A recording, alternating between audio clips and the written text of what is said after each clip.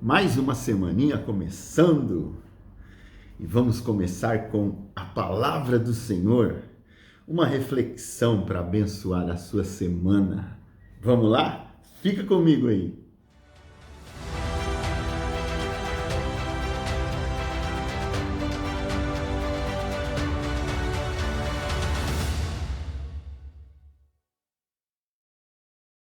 Bom dia!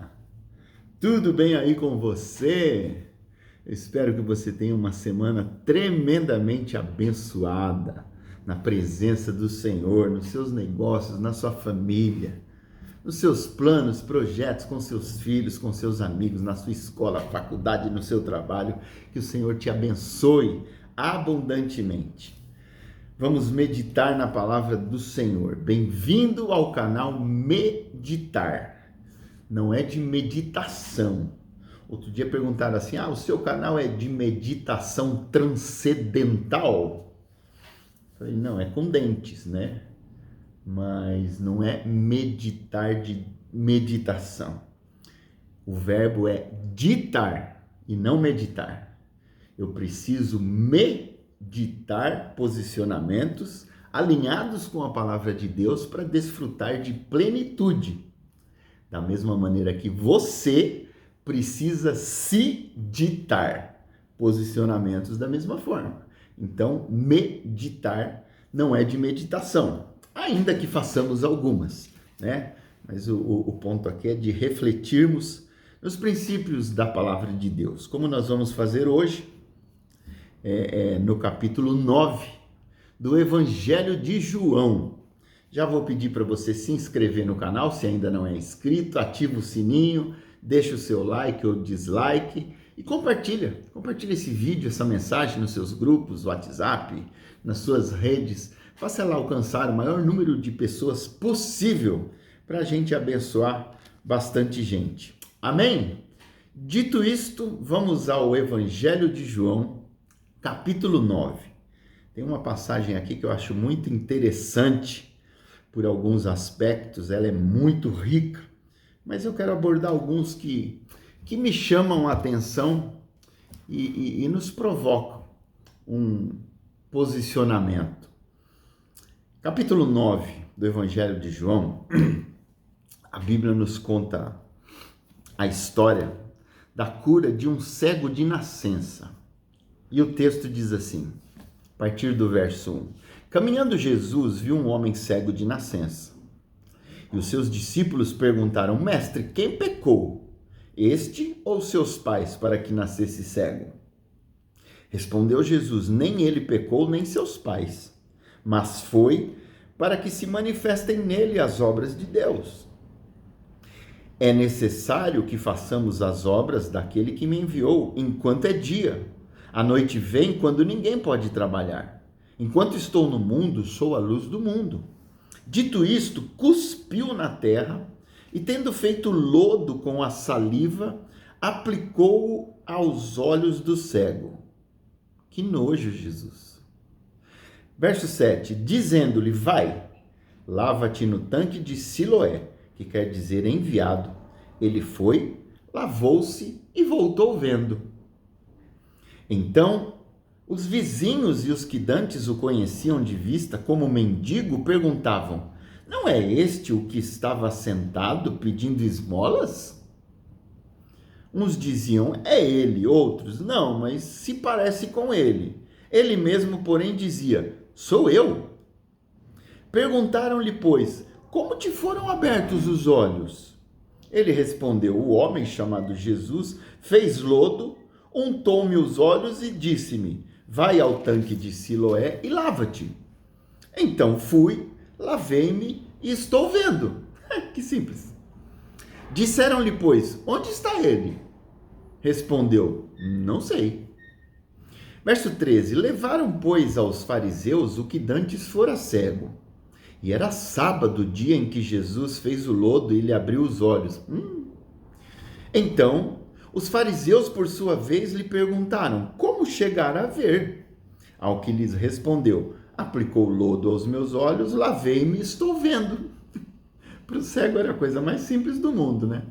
Ele fez uma babinha lá com com terra, deu uma cusparada no chão, pegou aquele lodo, passou no meu olho, eu estou vendo.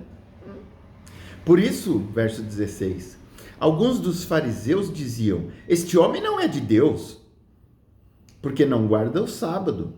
Diziam outros, como pode um homem pecador fazer tamanhos sinais? E houve dissensão entre eles. De novo perguntaram ao cego, que dizes tu a respeito dele, visto que te abriu os olhos? Que é profeta, respondeu ele. A coisa vai piorando a cada resposta. Não acreditaram os judeus que ele fora cego e que agora via, enquanto não lhe chamaram os pais. Tipo assim, não é possível, isso é mentira. E os interrogaram, verso 19. É este vosso filho, de quem dizeis que nasceu cego? Como, pois, vê agora? Então os pais responderam, sabemos que este é o nosso filho e que nasceu cego, isso é fato. Mas não sabemos como vê agora, ou quem lhe abriu os olhos também não sabemos. Perguntai a ele, idade ele tem, falará de si mesmo. Isso disseram seus pais porque estavam com medo dos judeus, pois estes já haviam assentado que, se alguém confessasse ser Jesus o Cristo, fosse expulso da sinagoga. Verso 23. Por isso é que disseram os pais, ele idade tem, interrogai-o. Então chamaram pela segunda vez o homem que fora cego e lhe disseram, dá glória a Deus. Nós sabemos que este homem é pecador. Ou seja, fala a verdade, tem coisa estranha nessa história aí. Ele retrucou, se é pecador, não sei. Só sei de uma coisa, eu era cego e agora vejo. Me chama a atenção a simplicidade desse ex-cego. Perguntaram-lhe, pois, que te fez ele? Como te abriu os olhos? De novo. E ele lhes respondeu, já vos disse e não atendestes, por que quereis ouvir outra vez? Vocês não acreditam. Porventura quereis vós também tornar-vos seus discípulos? Nossa, esse cego está arrumando para a cabeça. Então o injuriaram e lhe disseram, discípulo dele és tu, mas nós somos discípulos de Moisés. De Moisés. Sabemos que Deus falou a Moisés, mas este nem sabemos de onde ele é. Respondeu-lhes o homem, nisto é de estranhar que vós não saibais de onde ele é. Contudo, me abriu os olhos. Sabemos que Deus não atende a pecadores, mas pelo contrário, se alguém teme a Deus e pratica a sua vontade, a este atende. Desde que há mundo, jamais se ouviu que alguém tenha aberto os olhos a um cego de nascença. Isso não existe. Se este homem não fosse de Deus, nada poderia ter feito. Mas eles retrucaram, tu és nascido todo em pecado e nos ensina a nós? E o expulsaram. Alguns pontos que me saltam os olhos nessa passagem, nessa narrativa desse milagre, e eu queria compartilhar com vocês para a gente pensar. Eu não tenho sentenças, mas eu tenho pontos que me chamam a atenção para a gente orar, meditar. O primeiro ponto que me chama a atenção, a gente encontra logo no começo, né? Quando no verso 1, caminhando Jesus viu um homem cego de nascença, que tinha nascido cego. E os discípulos perguntam, quem pecou? Este ou os pais para que nascesse cego? E aqui a gente tem uma prova da soberania de Deus incontestável. A gente gosta na nossa limitação humana de ter resposta para tudo. Mas a resposta que Jesus dá para essa pergunta é algo que faz a gente considerar e simplesmente se prostrar diante da soberania de Deus, porque Jesus responde assim, nem ele pecou, nem seus pais. Ele nasceu assim, olha essa resposta, para que se manifestem nele as obras de Deus. Que obras? Aquela que ia acabar de acontecer. Então, peraí, ele nasceu cego, viveu todo esse tempo cego, mendigando na rua, para que quando Jesus encontrasse com ele, Deus fosse glorificado nessa obra? Sim, e ponto final. Isso que é interessante, é você considerar a soberania de Deus nos seus feitos. E a gente que vive hoje na teoria, no evangelho da prosperidade, da hipergraça, isso é inadmissível. Não, como é que pode? Olha, pode porque a Bíblia diz que pode. E isso é a primeira coisa que me chama a atenção, para calar toda voz e altivez humana que se levante contra as coisas do Senhor. Tem coisas que é assim e ponto. Não questione, se submeta, adore. Simples assim. Outra coisa que me chama a atenção está lá no verso 6, e eu acredito que chamou a sua também. Quando diz assim: dito isto, cuspiu na terra, e tendo feito lodo com a saliva, aplicou-o aos olhos do cego. Irmão, você imagina?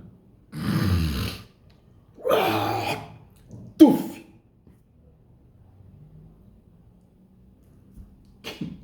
Que nojeira. Deixa a vigilância sanitária ver isso. Cuspiu na terra e fez lodo.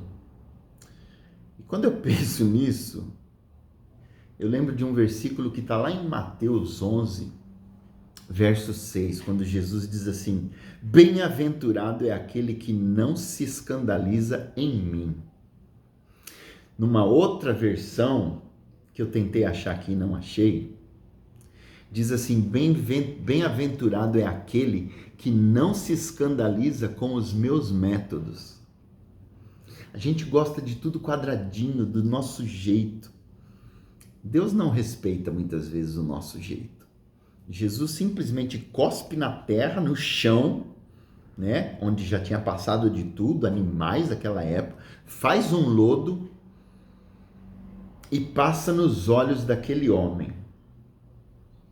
Jesus está dando uma lição para a gente ali. Jesus podia simplesmente pôr a mão no olho do cego e falar: seja curado, eu tenho domínio sobre todas as coisas, eu que mando aqui. O universo se dobra a mim. Mas não.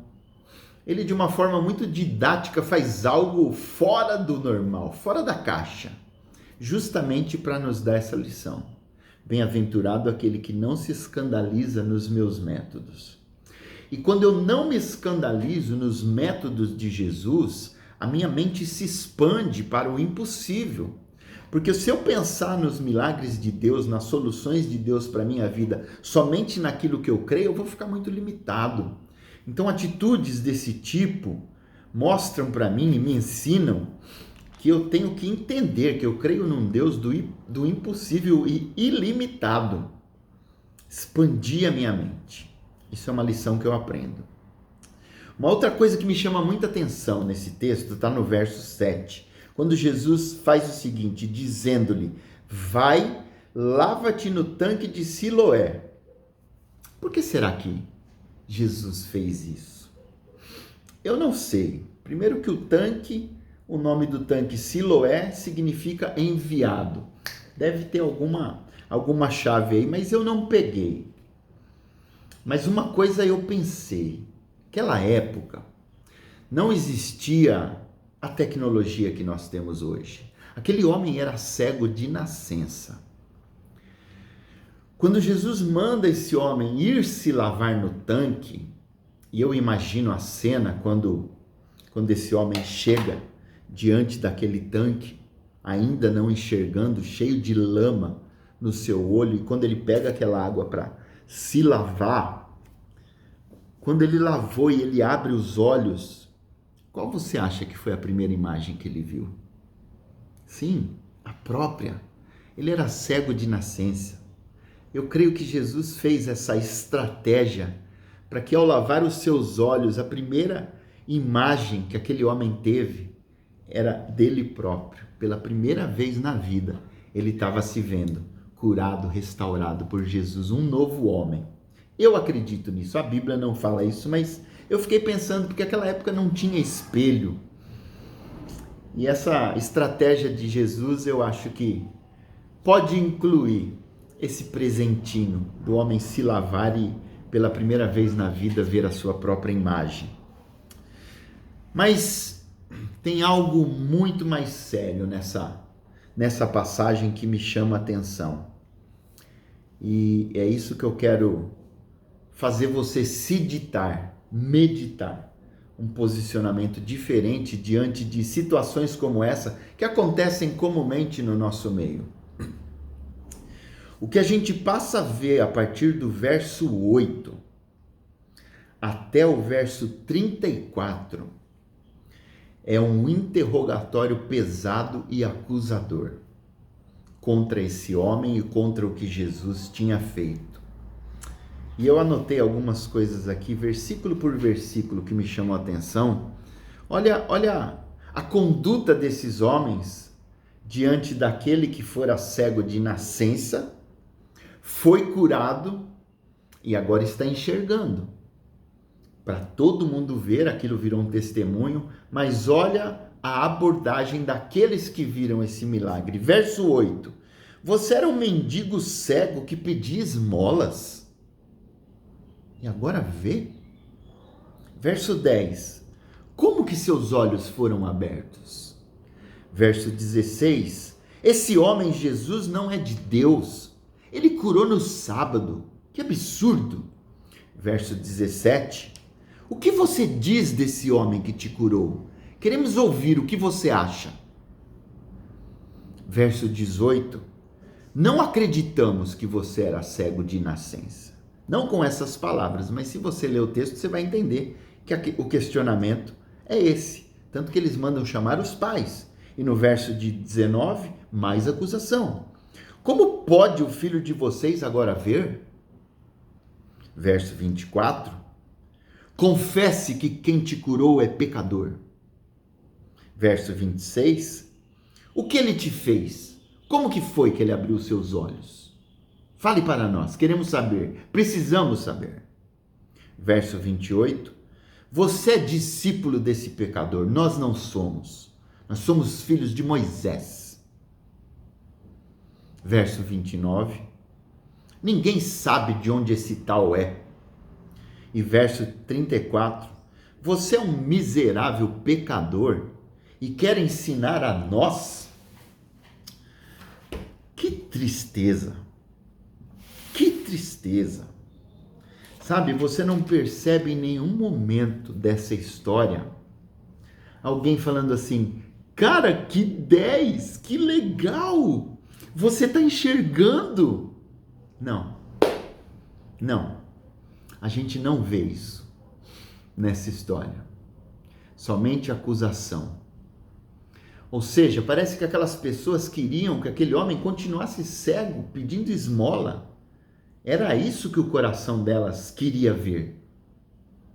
Mas ninguém, em momento algum dessa narrativa, se alegra com o fato daquele homem que antes era cego, agora estar enxergando. Esse era o ponto do milagre. E eu queria fazer um paralelo para os nossos dias, para os nossos ambientes, porque muitas vezes nós somos semelhantes a esses fariseus. Quantas vezes um irmão vem contar para nós um milagre, e mais do que se alegrar com o milagre, com a bênção, com o presente, a gente está preocupado em saber como é que foi. Mas espera aí, como é que foi isso? Como é que foi aquilo? Não.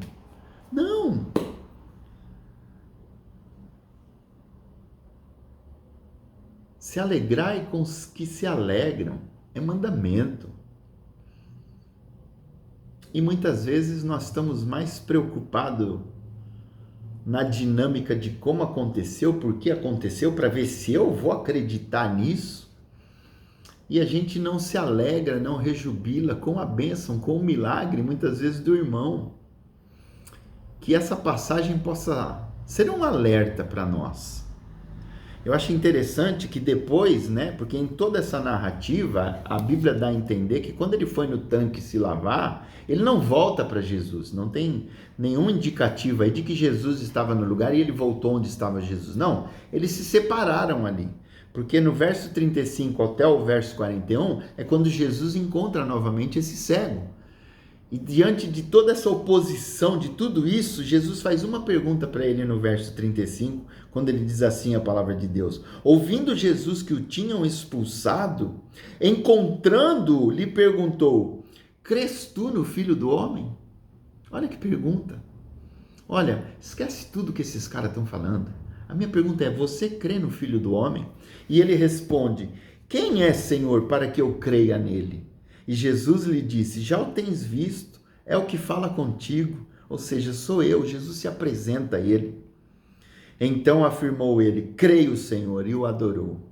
Prosseguiu Jesus, eu vim a este mundo para juízo, a fim de que os que não vêm, vejam, e os que vêm se tornem cegos.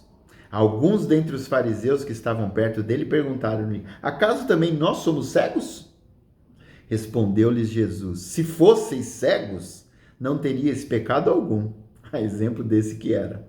Mas porque agora dizeis, nós vemos, subsiste o vosso pecado. Uau, eu amo essa passagem. Mas ela é um alerta muito pesado para mim, de não sermos como esses fariseus e nos alegrarmos com os milagres à nossa volta, ainda que eles sejam pequenos para nós, mas tem expressão para o meu irmão, eu vou me alegrar com ele e não questionar para ficar testificando se foi de fato assim. Se alegre com aqueles que se alegrem e que o Senhor te abençoe.